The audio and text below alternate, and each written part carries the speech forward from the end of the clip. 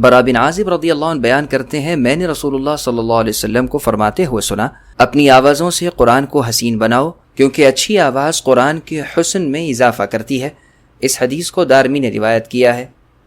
ابو موسیٰ الاشعری رضی اللہ عنہ سے روایت ہے، وہ بیان کرتے ہیں رسول اللہ صلی اللہ علیہ وسلم نے فرمایا، قرآن پاک کا خیال رکھو، اس ذات کی قسم جس کے ہاتھ میں میری جان ہے، اونٹ رسی کھل جانے کے بعد اس قدر تیزی کے ساتھ نہیں بھاگتے جس قدر تیزی کے ساتھ قرآن سینوں سے نکل جاتا ہے۔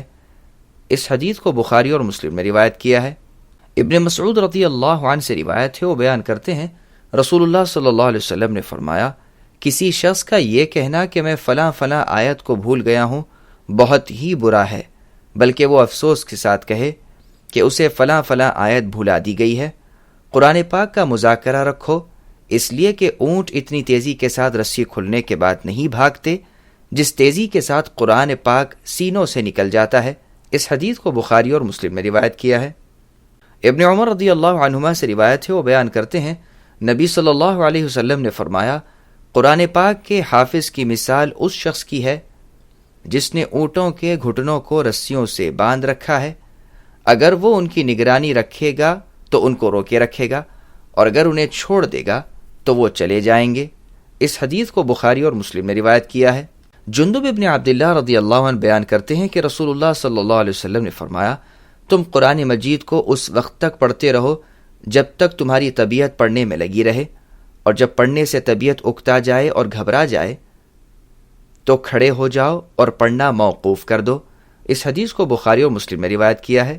وضاحت: ہر عبادت بلکہ ہر کام کے لیے اطمینان اور خواہش اور دل بستگی ضروری ہے، تاکہ وہ کام نہایت خشوع خضوع اور اخلاص سے ہو، اور جب کام کرنے سے طبیعت اچٹ جائے اور دل نہ لگے تو اس کام میں بہتری نہیں ہے۔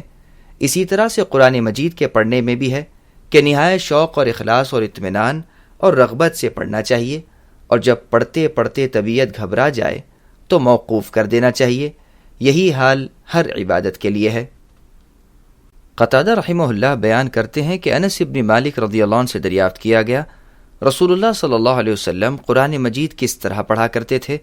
تو انہوں نے بتایا کہ آپ مد کر کے اور کھینچ کر پڑھتے تھے۔ پھر بسم اللہ الرحمن الرحیم پڑھ کر بتایا کہ رسول اللہ صلی اللہ علیہ وسلم اللہ تعالیٰ کے لفظ کے لام کے الف پر مد کرتے، یعنی الف کو کھینچ کر پڑھتے، اور لفظ رحمان کے الف کو کھینچ کر پڑھتے، اور لفظ رحیم کی یا کو کھینچ کر پڑھتے، یعنی اس طرح بسم اللہ الرحمن الرحیم۔ اس حدیث کو بخاری نے روایت کیا ہے۔ ابو ہریرہ رضی اللہ عنہ سے مروی ہے کہ رسول اللہ صلی اللہ علیہ وسلم نے فرمایا کہ اللہ تعالیٰ کسی چیز کو اتنی خاص توجہ سے نہیں سنتے جتنی کہ اپنے نبی کی آواز کو، جبکہ وہ قرآن مجید کو خوش الحان سے پڑھتے ہوں۔ اس حدیث کو بخاری و مسلم میں روایت کیا ہے۔ وضاحت: یعنی جب نبی صلی اللہ علیہ وسلم اللہ تعالیٰ کے کلام قرآن مجید کو زور سے اور اچھی آواز سے پڑھتے ہیں تو اللہ تعالیٰ خاص توجہ سے سنتے ہیں اور اس کو قبول فرماتے ہیں اور خوش ہوتے ہیں۔ ابو ہریرہ رضی اللہ عنہ بیان کرتے ہیں کہ رسول اللہ صلی اللہ علیہ وسلم نے فرمایا کہ اللہ تعالیٰ خاص توجہ سے کسی چیز کو نہیں سنتے جیسا کہ خاص توجہ سے سنتے ہیں نبی صلی اللہ علیہ وسلم کی خوش آوازی کو، جبکہ وہ قرآن مجید کو جہر کر کے پڑھتے ہیں۔ اس حدیث کو بخاری و مسلم میں روایت کیا ہے۔ اور ابو ہریرہ رضی اللہ عنہ ہی سے مروی ہے، بیان کرتے ہیں کہ رسول اللہ صلی اللہ علیہ وسلم نے بیان فرمایا، وہ شخص ہمارے طریقے پر نہیں ہے جو قرآن مجید کو جہر اور خوش آوازی سے نہ پڑھے۔ اس حدیث کو بخاری نے روایت کیا ہے۔ وضاحت: تغنی بالقرآن کا ایک مطلب یہ بھی ہے کہ اونچی آواز اور خوش الحانی سے پڑھے، اور دوسرا مطلب یہ بھی ہے کہ قرآن مجید کے ذریعے سے دنیا کے ہر چیز سے بے نیاز ہو جائے، یعنی جس کو قرآن مجید حاصل ہو گیا جو بہت بڑی دولت ہے، تو اس کے لیے یہ مناسب نہیں ہے کہ غیروں کے پاس جا کر اپنی حاجت روائی چاہے، بلکہ قرآن مجید کی دولت سے جب کہ وہ مالا مال ہو گیا ہے تو اسے دوسروں سے بے نیاز ہونا چاہیے۔ لیکن اگر کوئی باوجود قرآنی دولت کے حاصل کیے بے نیازی حاصل کرتا تو وہ نبی صلی اللہ علیہ وسلم کے طریقے پر نہیں ہے۔ تغنی سے مراد موسیقی کے طور پر گانے کے نہیں ہے۔ عبداللہ ابن مسعود رضی اللہ عنہ سے روایت ہے، وہ بیان کرتے ہیں رسول اللہ صلی اللہ علیہ وسلم نے مجھے فرمایا جبکہ آپ ممبر پر تشریف فرما تھے، اے عبداللہ تم مجھے تلاوت قرآن سناؤ۔ میں نے عرض کیا میں آپ کو پڑھ کر سناؤں جبکہ آپ پر قرآن پاک نازل ہوا ہے؟ رسول اللہ نے فرمایا مجھے پسند ہے کہ میں کسی دوسرے سے قرآن پاک سنوں۔ چنانچہ میں نے سورہ نساء کی تلاوت شروع کر دی۔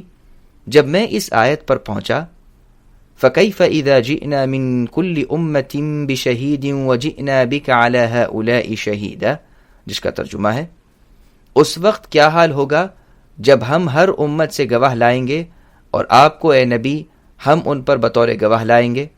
تو رسول اللہ نے فرمایا اب بس کرو۔ اچانک میں نے رسول اللہ کی جانب نظر اٹھائی تو آپ کی آنکھوں سے آنسو بہہ رہے تھے۔ اس حدیث کو بخاری اور مسلم میں روایت کیا ہے۔ وضاحت، یعنی آپ کو اپنی امت کا خیال آیا جن میں سے کچھ اچھے ہوں گے اور کچھ برے اعمال والے ہوں گے، آپ کو گواہ کی حیثیت سے اللہ کے سامنے پیش ہونا ہوگا، تو اس منظر کو یاد کر کے آپ رونے لگے کیونکہ آپ کو اپنی امت کا بہت خیال تھا۔ اللہ تعالیٰ آپ پر بے انتہا درود و سلام بھیجے۔ اس حدیث سے معلوم ہوا کہ دوسروں سے بھی قرآن مجید سننا مناسب ہے تاکہ غور و فکر کا موقع ملے۔ ابن عمر رضی اللہ عنہما سے روایت ہے، وہ بیان کرتے ہیں کہ رسول اللہ صلی اللہ علیہ وسلم نے قرآن پاک کے ساتھ دشمن کے علاقوں کی جانب سفر کرنے سے منع فرمایا۔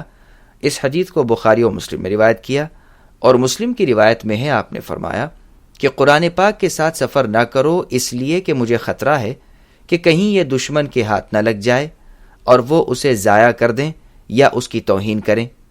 وضاحت، معلوم ہوا کہ اگر اہانت کا خطرہ نہ ہو اور اسلامی لشکر کی تعداد دشمن کو مرعوب کر رہی ہو تو ایسی صورت میں قرآن پاک کو ساتھ لے جایا جا سکتا ہے۔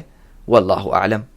عبداللہ ابن عمرو رضی اللہ عنہما سے روایت ہے، وہ بیان کرتے ہیں رسول اللہ صلی اللہ علیہ وسلم نے فرمایا جس شخص نے قرآن پاک 3 دنوں سے کم میں پڑھا اس نے اس کے معنی کو نہ سمجھا۔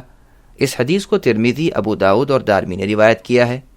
عقبہ ابن عامر رضی اللہ عنہ سے روایت ہے، وہ بیان کرتے ہیں رسول اللہ صلی اللہ علیہ وسلم نے فرمایا بلند آواز سے قرآن پاک کی تلاوت کرنے والا اس شخص کی مانند ہے جو علل اعلان خیرات کرنے والا ہے، اور پوشیدہ قرآن پاک کی تلاوت کرنے والا اس شخص کی مانند ہے جو پوشیدہ خیرات کرنے والا ہے۔ اس حدیث کو ترمذی، ابو داؤد اور نسائی نے روایت کیا ہے۔ لیث ابن سعد ابن ابی ملیکہ سے روایت ہے، وہ یعلا ابن مملک سے بیان کرتے ہیں کہ انہوں نے ام المؤمنین ام سلمہ رضی اللہ عنہا سے نبی صلی اللہ علیہ وسلم کی تلاوت قرآن کے بارے میں دریافت کیا۔ انہوں نے بیان کیا کہ رسول اللہ کی تلاوت واضح ہوتی تھی، ایک ایک حرف الگ کر کے تلاوت فرماتے تھے۔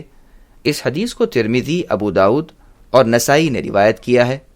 ابن جریج رحمہ اللہ سے روایت ہے، وہ ابن ابی ملیکہ سے وہ ام المؤمنین ام سلمہ رضی اللہ عنہ سے بیان کرتے ہیں، انہوں نے بیان کیا کہ رسول اللہ صلی اللہ علیہ وسلم ایک ایک آیت کو الگ الگ کر کے تلاوت فرماتے، چنانچہ الحمدللہ رب العالمین تلاوت فرما کر رک جاتے، پھر الرحمن الرحیم تلاوت فرماتے، پھر رک جاتے۔ اس حدیث کو ترمذی نے روایت کیا ہے۔ سبسکرائب کیجئے ہمارے چینل اور دبائیے بیل کا آئیکن تاکہ آپ کو ریگولر نوٹیفیکیشن اپڈیٹس مل سکیں۔